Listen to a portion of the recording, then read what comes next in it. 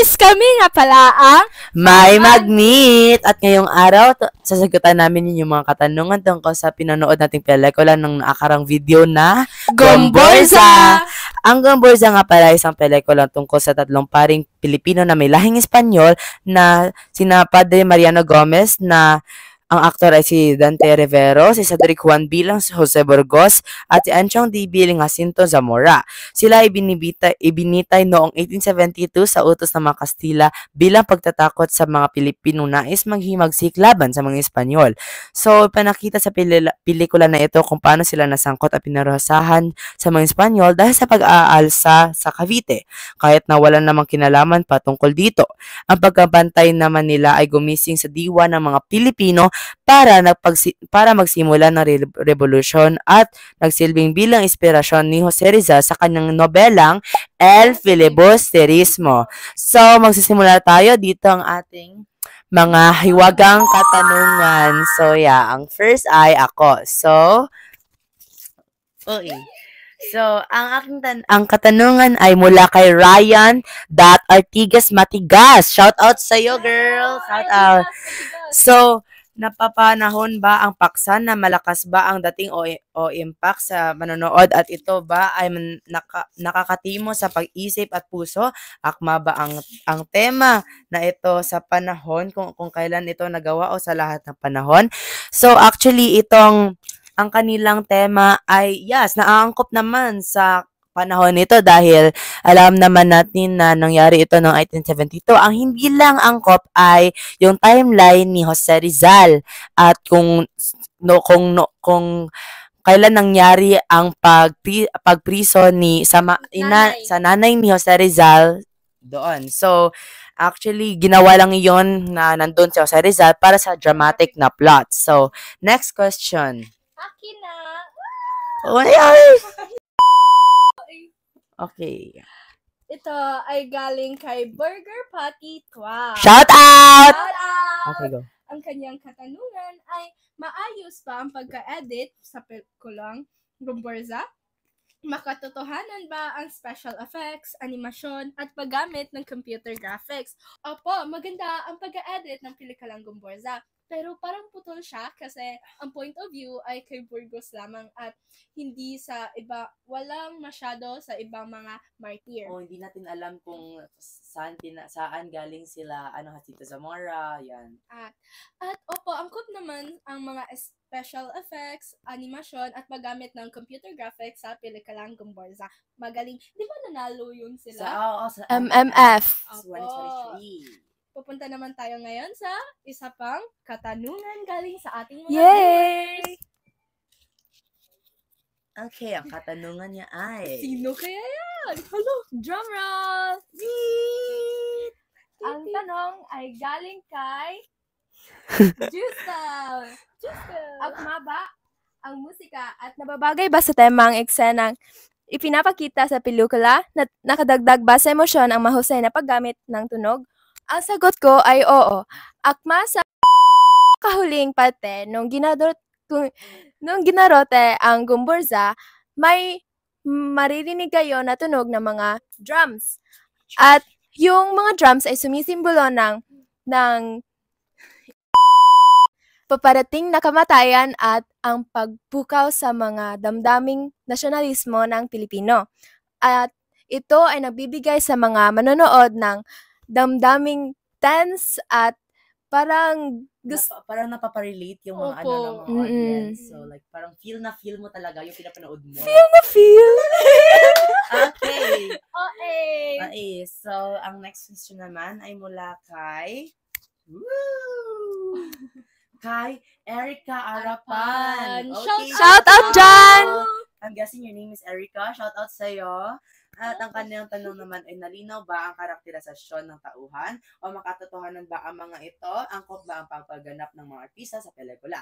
So, para sa akin, angkop naman talaga dahil girl, feel ko talaga yung pangyayari, no? Like, as in, like, yung pagkamatay nila, pagkapriso nila, ramdam ko talaga paglungkot, no? Pero, naano lang ako dahil bakit parang walang background yung nangyari kay Jacinto Zamora. Hindi ko alam kung saan ba siya nanggaling, ano ba yung parokya niya, kanang sinisilbihan, at Opo, ganyan lang. At meron din meron ding tanong dito na makatotohanan ba ang mga ito?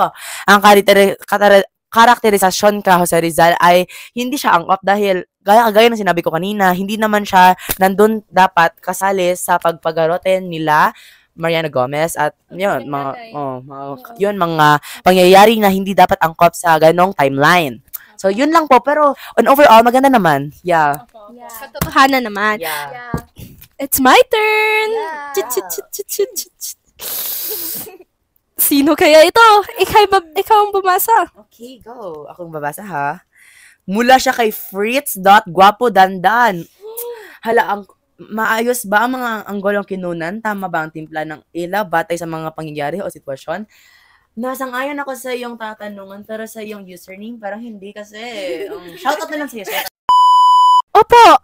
Angkop naman ang anggulo ng pelikula kasi nakita mo talaga kung paano nangyari ang mga bagay-bagay sa pelikula. Tapos ang mga ilaw naman ay realistic talaga sila kasi makatotohanan. Opo, katulad lang nun sa presyento, 'di ba? Nandun sila. Kitang-kita mo talaga like feel mo na nandun ka sa nandun ka sa old times sa kasaysayan natin dahil 'di ba wala pang mga ilaw doon, wala pang LED dahil di pa si Agapito G. Flores nag-invent noon, AGF, yeah. So, parang feel mo na, ay, nandito pala sa old times. Kukunin pala ako ni Jesus.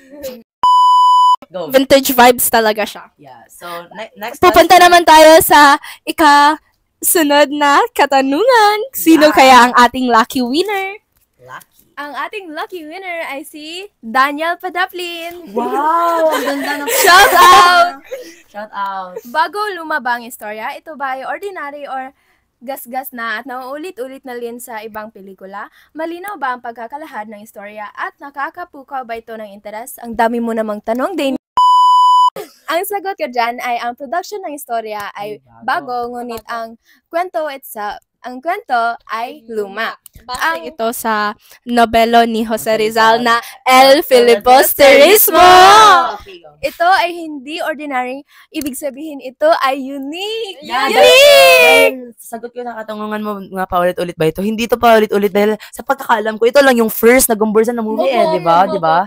Oh, yeah, so... Ang pagkakalahad ng istorya naman ay napakalinaw, ngunit gusto namin may ibang parte na nakulangan kami, may na-cliffhanger kami, at gusto ni Jalel na 3 oras yung movie. Dahil gusto kasi malaman yung background nila hindi ko pa kasi nalaman. At ito ay nakakapukaw ng interest dahil hindi lang ito istorya ng 3 pare at kung paano sila ginarote na walang hustisya, kundi ito rin ay istorya kung paano napukaw ang damdaming makabayan ng mga Pilipino noon. Ang galing! Na katanungan ay sasagutin ni Jalil. So, ang ating katanungan na ito ay mula kay Conrad_Fisher Belly Aya. Grabe, ang taas na pangalan mo. Shout out sa'yo! Facts. So, ang kanyang katanungan ay, angkop ba ang ginamit na natagpuan, kasuotan, at mga kagamitan o props, akma ba ito sa panahon ng pinangyarihan ng kwento? So, para sa akin, angkot naman yung ginamit na kasautan dahil feel, gaya na sinabi ko kanina, feel ko talagang vibes ng makasaysayang vintage Filipino. Wow! Yan, parang gusto kong mabuhay noon, pero kasi hindi ko naman gusto sa pilitang gawa dahil I'm not a servisyo. Okay, so yeah, so ang tagpuan niya at ang kanyang kagamitan ay angkop naman, pero yung kanyang tagpuan, hindi ako sure dahil hindi ko sure kung yung pag-produce ng movie ay talagang nasa Cavite talaga or meron ding parts nasa Cavite pero ang iba ay nasa ibang mga Fort Santiago. Bagong bayan. Hindi ko sure yan, pero overall, maganda naman yung tagpuan at kasuotan dahil sa akma talaga siya sa nakaraan. Like, I feel the vibes. So, dalawa na nga pipilian. Hindi pa. Go. Shout out kay Anne Luis Guapa! Shout out, girl. So, ang kanyang Face reveal nga. Ang kanyang tanong ay, ang pelikulang ito ba ay angkop sa kanyang pamagat, Oo. nakakabatay pansin at may malalim na simbolo o pahiwatig. Oo. Opo, angkop ito. Ang Gomburza kasi, ang kahulugan nito ay ang tatlong apelyido ng mga martir, which is Kay Mariano Gomez. Para sa para naman sa Bor ay si Jose Burgos. at sa Za ay Si Jacinto Zamora. Opo. Yan. At nakakatawag din itong pansin kasi sa una, parang pangalan lang ito ng mga martir, pero kapag napanood mo na ang pelikula, Titita to. kapag napanood mo na ang pelikula, malalaman mo na may malalim pala itong simbolo dahil hindi lang sila basta martir. Sila ang nakapamulat ng mga mata ng mga sinaunang Pilipino. Char! So, di ba yung pamagat rin kasi, pag narinig mo yung salitang Gomburza, mapapatanong ka talaga, anong meaning yon kung dayuhan ka, hindi ka Pilipino? Ano yon? So, gusto mo talagang alamin kung ano yun, di ba? Kasi hindi naman literal na salita yung Gomburza dahil acronym lang naman yun. So, like, Apa. what is this new movie about? Okay, last question. Aking tanong ay galing kay Svian_1111. Wow, lucky Shout out number. to you, girl. Shout out! Ang tanong niya ay, angkop at naayon ba sa kabuang pelikula at sa edad na target na manonood ang uri ng wikang ginamit sa mga dialogo mga tauhan? May katanungan ako, Shin. Ano nga pala ang target ng pelikulang Gomburza? Ang target na edad sa pelikulang Gomburza ay 13+. Dahil may violence at ibang lingwaheng ginamit doon, kagaya Na ng hindi angkop sa mga bata. kagaya ng Espanyol at Latin ba yon? Opo, Latin. Yeah. Oo, Latin. At may iba ring mga karakter doon na nagsasalita ng mga masasamang salita na hindi bagay para sa mga bata.